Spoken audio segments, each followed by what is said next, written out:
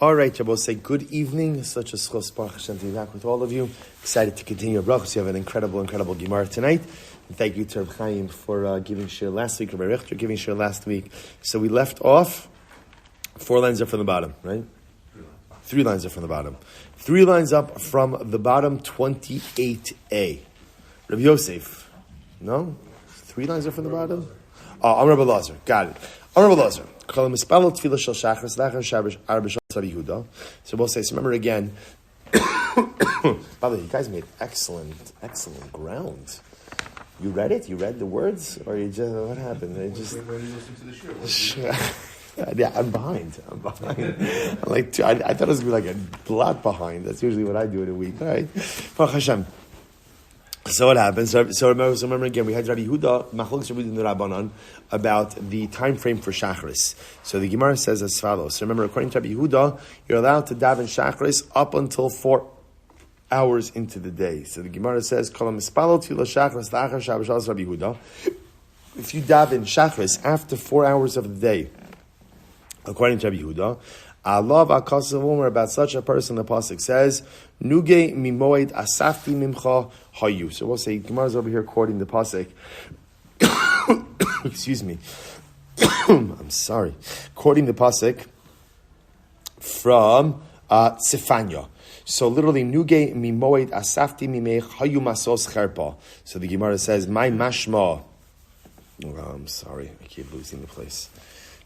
Okay. My masha the high nugi lishna de tavro. So how do you know that this lashon of nugi mimoy, like literally again broken appointed times I've taken from you? How do you know that the lashon of nugi means broken? Kidim targin of Yosef tavra asi also named the base Yisrael al de acharu zmane mo'odaya de Birushalayim. As Rav Yosef said, a curse should come upon the enemies of Klal Yisrael, which I will say often is a metaphor for Jews who don't do the right things, in that they delayed the appointed times, the Yamim Tovim in Yerushalayim. I'm Rabbi Lazar. Anyone who daven Shacharis after 4 hours there, according to Rabbi Yehuda, Allah b'kasav omer nuge mimoy dasafti mimcha. My masha dahai nugi lishna de tzarahu. In this context, he's using nugi to mean a lashon of tzar, of pain and suffering. Dichsiv dolfa nafshi mituga. Rav Nachman bar Yitzchak ar mehacha b'suloseh nogos v'hi marla. Okay, so we'll say some different applications and usages of the word nuga. Amud Beis. Why does the Gemara only say according to the Yehuda? Why does it say like after Chatzos according to the Rabbanan? So the Maharsha is like Rashi says, you're right, it's the same thing. It's the same thing. They're just illustrating the idea that whatever shita you're aligning yourself with, if you miss the zman, then ultimately, again, you've broken something that can't be repaired, or something has been taken from you that cannot be reclaimed. So we'll say, Chav Chesmavis, 28b, some beautiful Gemara ahead of us now. Rav Avya Chalash for the Asal Pirkei de Rav Yosef. Rav Avya was ill, and he didn't come to shir. He didn't come to share. Now Rashi points out over something very interesting. Look at the top Rashi. Lo Allah Pirkei Rav Yosef Shai Rashi Yeshiva Pompadisa. Rav Yosef was Rashi Yeshiva and Pompadisa. V'hayedoresh b'Shabbos kodem tfilas hamusafin, and he would give a drasha on Shabbos before Musaf. So we'll say, so this was just a regular Shabbos, and here Rav Yosef, the Rashi Yeshiva, used to give a shir every Shabbos before Musaf. Rashi says ula'achar hadrasha. So this is actually an interesting model. So what happened over here is people would come to shul for Shacharis, then after Shacharis they'd go to shir, right? Rav Yosef, the Rosh Yeshiva, Pompadisa, would give the shir. Then after the shir they'd go back to shul to daven Musaf. Okay. So what happened? Rav Avia was ill one Shabbos, and he didn't come to shir. L'machar ki asa. So the next day, Sunday morning, he comes to shir. Boy Abaye la'anuche daite Rav Yosef. So Rav Yosef was troubled that Rav Avia did not come. So Abaye wanted to put Rav Yosef's mind at ease. So he asks Rav Avia, why didn't you come to the drasha yesterday? Amarle my time alo asam ala pirka. So Rav Avia responded, Amarle the habe chalish liboy v'lo matzina. So Rav Avia says, I wasn't feeling well. Chalish liboy literally means I was weak, I wasn't feeling well, and therefore I didn't come. They said, why didn't you eat something? Sabai says, why didn't you eat something? Give yourself a little bit of strength and then come to the drasha. Amar leilo savar lamar lahad Rav Huna. Dam Rav Huna asar lo li adam shitam klum kodem sheis bal tfilas musafin. Or what about Rav Huna? Rav Huna said you're not allowed to eat anything before you daven musaf. You can't eat before you daven musaf. Amar leibai mar litzelo yetzelo said the musafin biyachid velitom midi velameising. So I said to Rav Abia, okay, so you should have daven musaf at home. In other words, stay home, daven musaf, eat something, and then now that your strength is a little bit more restored, then you'll come back to the base medrash afterwards. What about Rabbi Yochanan said, that a person should never daven earlier than the minyan is davening. So Rav Avia said, had I davened musaf at home, I would have effectively davened musaf before the tzibor daven musaf. And Rabbi Yochanan said that you're not supposed to go ahead and daven before the tzibor. Amar Leis, Rabbi said, La itma la Amar Rabbi Abba, but tzibor shanu. So again, ultimately, so in that case, Rabbi Abba said that's if you're in shul. In other words, if you're in shul, you shouldn't daven musaf before the tzibor davens musaf. But if you're davening at home, you're davening by yourself, then you could even daven musaf earlier than the tzibor davens. The Gemara says, "V'las hilchasa lo Rav Huna, v'lo Rabbi Yeshua ben Levi." And we'll say in reality, the Gemara says the halacha doesn't follow Rav Huna, nor does the halacha follow Rabbi Yeshua ben Levi. So the Gemara says, "Ki Rav Huna hada amran." So we'll say the Gemara, the halacha doesn't follow Rav Huna, as we just said before. Because we'll remember again, Rav Huna said you're not allowed to eat anything before musaf.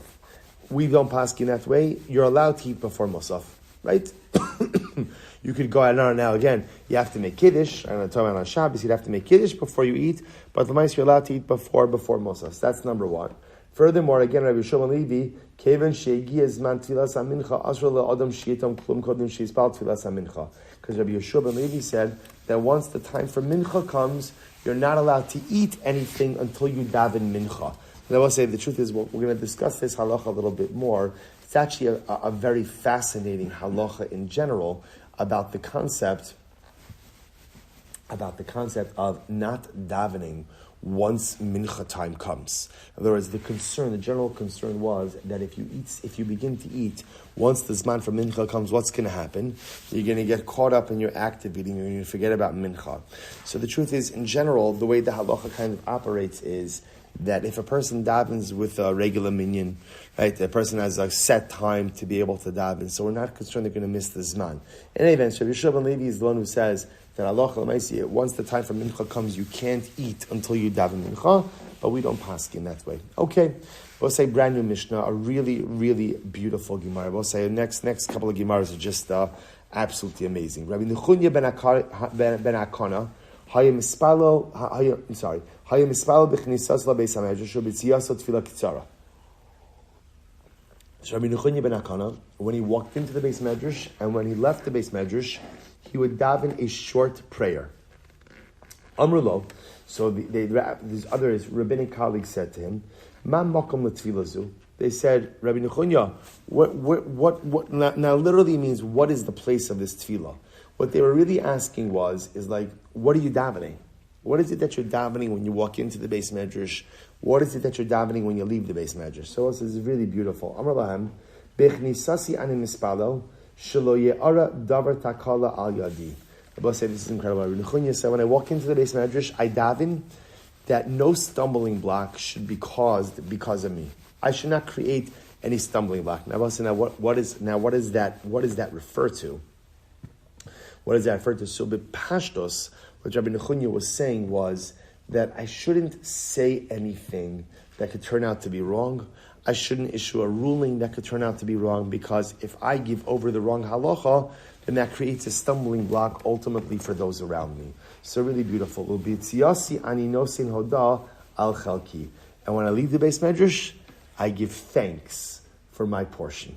I'll say, what a beautiful idea. I will say, sometimes, we forget how fortunate we are. We forget how fortunate we are, and we forget that what a privilege it is. I will say, to be able to have a Torah, to be able to learn Torah, to be able to grow, to be able to self-actualize, to be able to become the best version of ourselves. So when we will leave the base center, she will say, thank you, HaKadosh Baruch Hu, for allowing me for this to be my portion. Incredible. Gemara, Tan Rabbanan, B'chnisasu ma'omer, So what was the actual text of the prayer, of the tefillah, that Rabbi Nechunya would say upon entering into the Beis Medrash? So here's what he would say: Yehi ratzon lefanecha Hashem Elokai. It should be your will, Hashem, my God. Shelo ye'ara davar takala al yadi. So no stumbling block should come about because of me. V'lo akashol b'dvar halacha. I shouldn't stumble over any matter of law. V'yismechu bi chaverai. And my friends will rejoice over me. Now, I will say, now the truth is, there's really two different ways to go ahead and the Pashtus Rashi says the way it was like, I shouldn't stumble over Dvar Halacha, and my friends should not rejoice over my mistakes. So I will say, it's a very profound idea. It's interesting. There are two ways in which a person could go ahead and make themselves feel greater. One is to actually work on yourself, and one is to go ahead and put everyone else down. So Rabbi Nechunya said, number one, Kodesh Baruch Hu, don't let me stumble in words of Torah, and don't let my friends, chas v'shalom, fall into the trap of rejoicing over my failures. Which is a really, so in this tefillah, he's davening for two things. He's davening for himself. Don't let me stumble. Don't let me stumble. And he's davening for his friends that in the event that he does stumble, don't let my friends fall into the trap of rejoicing over my mistakes. It's incredible. V'lo omer al tamei tar, v'lo al tar tamei. HaKadosh Baruch Hu, don't allow me, in other words, don't let me deliver an erroneous ruling. Don't let me rule on saying that's tamei, that's tar, or tar, that's tamei. V'lo yikashlu chavere b'dvar halacha ve'esmach bohem. Shabbos is incredible. Nor should my friends stumble over any matter of halacha, and if they do, don't let me rejoice over their mistakes. So I'll say it's really, really beautiful. Let's say what's incredible about this. What's incredible about this is, you see like the realness, the humanity of Rabbi Nechunya. Number one, recognizing that he's susceptible to making mistakes, because all people are susceptible to making mistakes.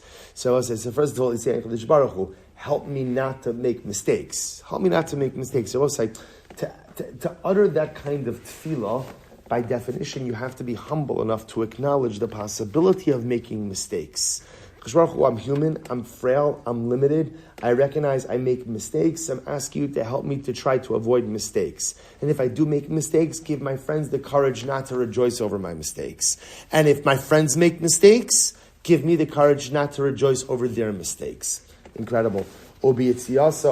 B'yitziyaso mahu omer.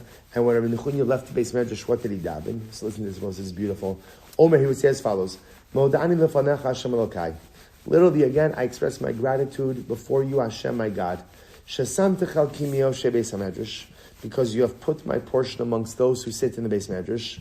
V'lo samtichal kimio shvei kronos, and you don't go ahead and you did not cast my portion with those who sit in the corners. So I'll say that expression, Yoshvei Kronos, is the expression for people who just sit around doing nothing. They just sit around doing nothing. They sit in the corners. So thank you, Hashem, for making my portion among those who sit in the Beis Medrash and not those who sit in the corners. Sha'ani mashkim v'hem mashkimim. I get up in the morning and they get up in the morning. Ani mashkim divrei Torah. I get up in the morning with a purpose to go and learn. V'hem mashkimim l'dvarim b'telim. But ultimately, again, and they get up and they just squander their time with nothingness. Ani amel v'hem amelim. I toil and they toil. Ani amel u'mekabel sachar. I toil, Rabbi Nechunya said in Torah, and I receive reward. V'hem amelim v'enim mekabel sachar. And ultimately, again, they toil, but they don't receive reward. Ani ratz v'hem ratzim. I run and they run. Ani ratz v'chay olam haba. I run to life in the world to come. V'hem ratz v'ashachas. And unfortunately, they run to the pit of destruction. So such an incredible Gemara, but what I just want to point out is something amazing. That how does the tefillah start? Modani lefanecha Hashem Elokai, shesamtechal kim yoshe beis hamedrash, v'lo samtechal kim yoshe kronos. So one of the things we have to recognize in life is we do not choose the circumstances we are born into. And this is incredibly important. Sometimes, we see other people and maybe we look down on their choices, or we look down on their lack of accomplishment, or we look down on a whole variety of things because we see, look, I'm holding in a certain place. Look what I've done. Look what I've accomplished. But sometimes you have to recognize that HaKadosh Baruch Hu placed us in different situations. So HaKadosh Baruch Hu places one person in an intact family, another person in a non-intact family, one person with healthy exposures, the other person with none. And you don't choose those things. Now, I will say, not to be clear, even if you're born into a very difficult circumstance, it does not free you from trying to overcome it and make the best of yourself and the best of your life. But that being said, it's much more difficult to do than if you're born into optimal circumstances. So it's interesting that Rabbi Nechunya said, like, one of the first things he recognized is, HaKadosh Baruch Hu, like, thank you for placing me where you placed me. Thank you for placing me where you placed me, because had you placed me elsewhere, in a different part of society, right, in a different socioeconomic structure, in a different, you place me anywhere, I don't know that I necessarily would have been able to accomplish the things that I accomplished.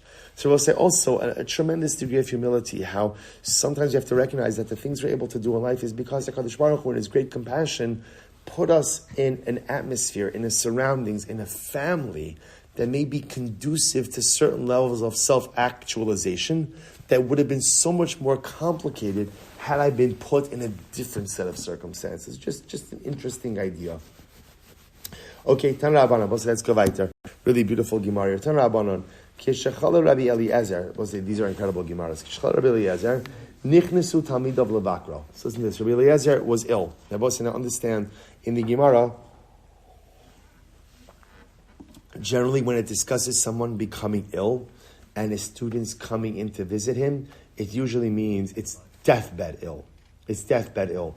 Now, it's interesting, I think I mentioned this before, it's always interesting to see that in the Gemara, right? We have this image of when a person is on their deathbed, they're surrounded by family. And yet in the Gemara, interestingly enough, great people were almost always surrounded by their students. And it doesn't have to mean that their family wasn't there, but the students were there, and the students really seemed to be like front and center.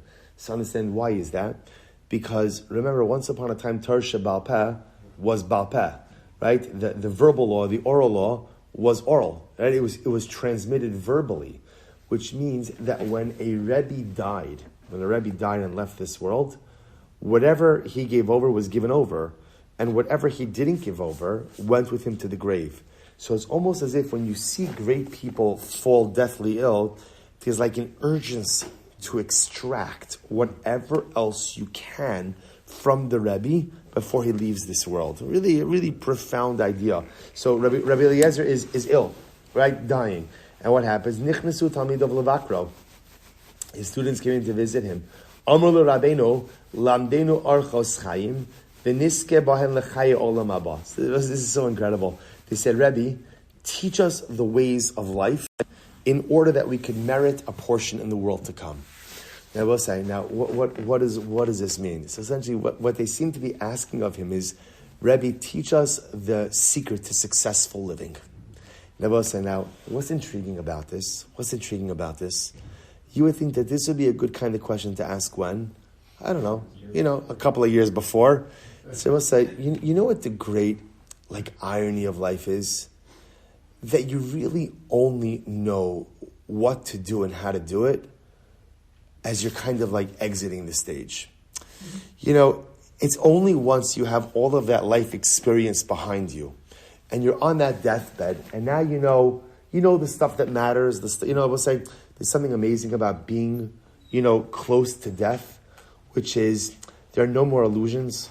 No more illusions. You know what's important. You know what's not important. You know what matters. You know what doesn't matter. So it's almost incredible. In this moment, the Talmidim, the students are like, Rebbe, now you probably have the greatest amount of life clarity.